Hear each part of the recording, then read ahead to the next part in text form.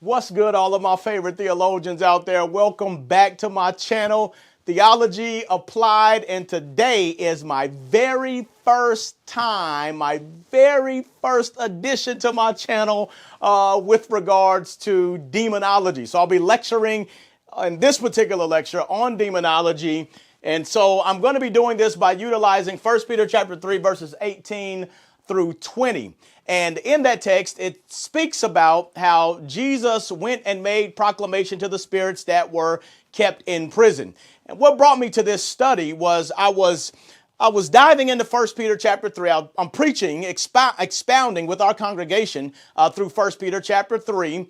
And I thought about a creed that we used to say as a church when I was a kid. And it's a creed known as the Apostles' Creed. And maybe you have heard of the Apostles' Creed before as well. The Apostles' Creed goes something like this. It says of Jesus that he was conceived of the Holy Spirit, that he was born of the Virgin Mary, that he suffered under Pontius Pilate, he was crucified, he died, and he was buried. And then it makes this statement: he descended into hell. So we're asking the question, did Jesus descend into hell between Good Friday and Resurrection Sunday? And that statement that he descended into hell is owed in part to passages such as the one that we're utilizing on this particular lecture. So what I wanted to do is I just wanted to walk you all through particular sections and portions of 1 Peter chapter 3, verses 18 through 20,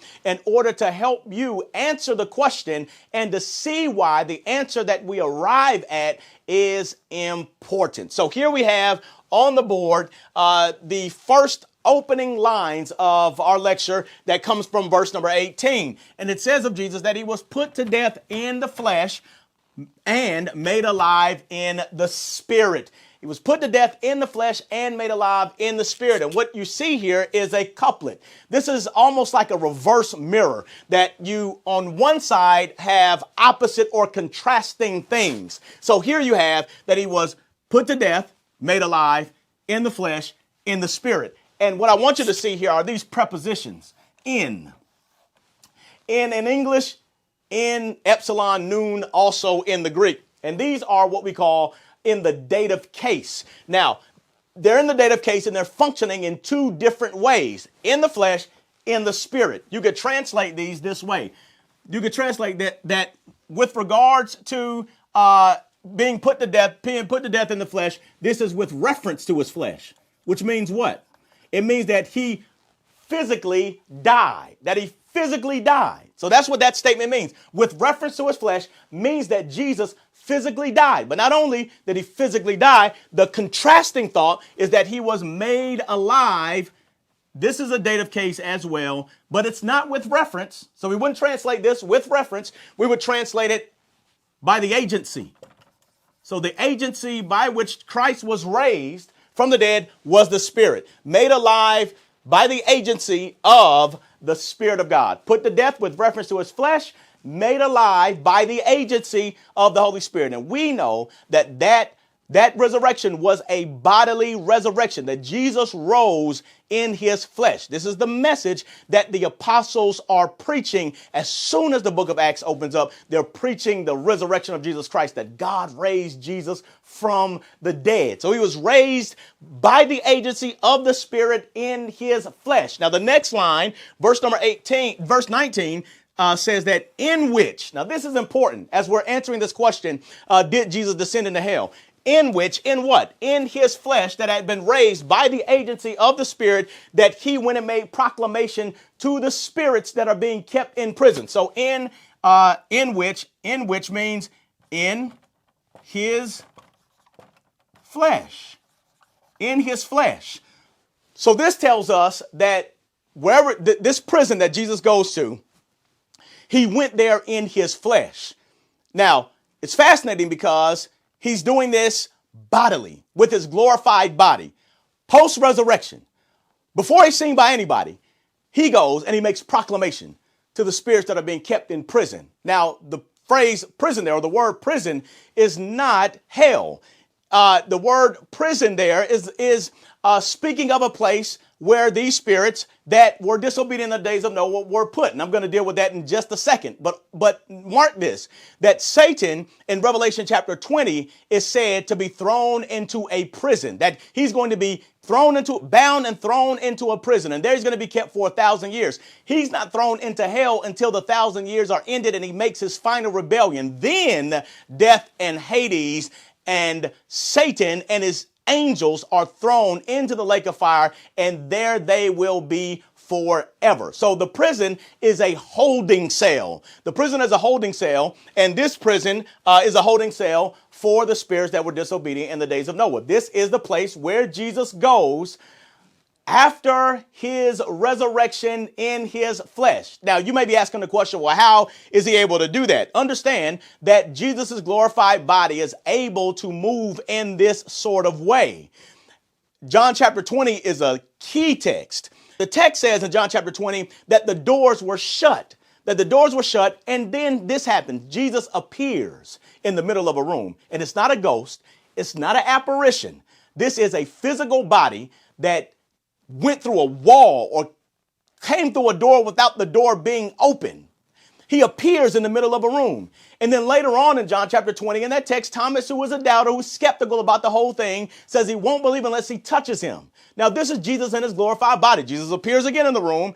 Thomas, he says, put your hands in the holes, put your hand in my wounds. Here is a physical body that is able to just appear in a room. And so when it says that Jesus in his flesh, that he goes to this prison, this is not out of the realm of possibility, because we already see in the gospel that Jesus' body is able to go through material kind of walls, is a material body, and at the same time is able to appear and to reappear. Now, here is a shout-worthy truth for you on today. The Apostle John says in 1 John chapter 3, verses 2, that what we will be has not yet appeared, but we know that we will be like him because we will see him. When we see him, we will be like him. So whatever a glorified body is like, that is what we are going to have. And if we look upon the flesh of Jesus Christ post-resurrection, we see that he's able to appear and to reappear, that he's able to move between different dimensions in his glorified body. So in this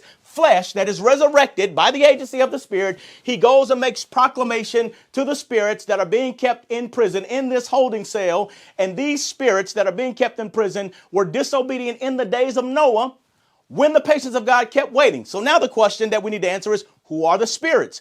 They were the spirits that were disobedient in the days of Noah. Peter is going back to Genesis chapter 6. There were creatures that were known as the sons of God. And these are angels. And the narrative informs us that the sons of God were trying to impregnate the daughters of men. They were trying to impregnate the daughters of men.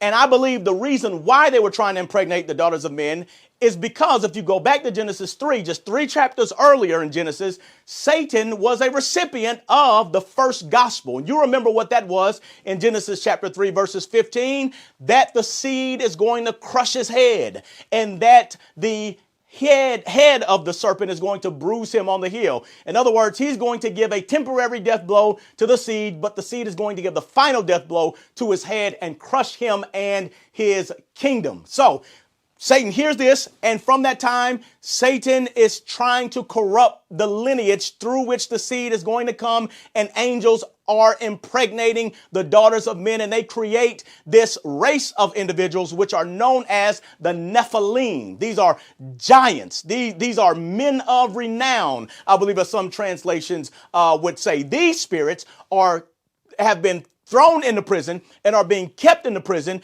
And so when Jesus goes in his flesh post-resurrection to make proclamation to those spirits, Jesus is proclaiming to them, preaching to them, not the gospel. We know that because Angels are not recipients of the gospel. Angels cannot repent. Angels don't repent. Angels never receive grace. They messed up and they were kicked out of God's presence. Those that did rebel in Satan's rebellion, they fell from glory. And so when Jesus goes to make proclamation, he goes to proclaim victory to these spirits that were trying to corrupt the godly lineage. I believe that if we put the text together in the way in which it's supposed to be read, I believe that this is the truth that we come up with, that these spirits that were trying to corrupt the godly line did not win. To the reverse, Jesus won. That he was put to death in the flesh, made alive in the spirit, and in that flesh, he goes to declare victory. Now, if we apply this truth to our lives, there's no reason for a Christian to ever be afraid of demons or demonic activity. We should not play with demons or demonic activity, but we have the Spirit of God residing on the inside of us because we have come to faith in Jesus Christ. He has given us his Spirit.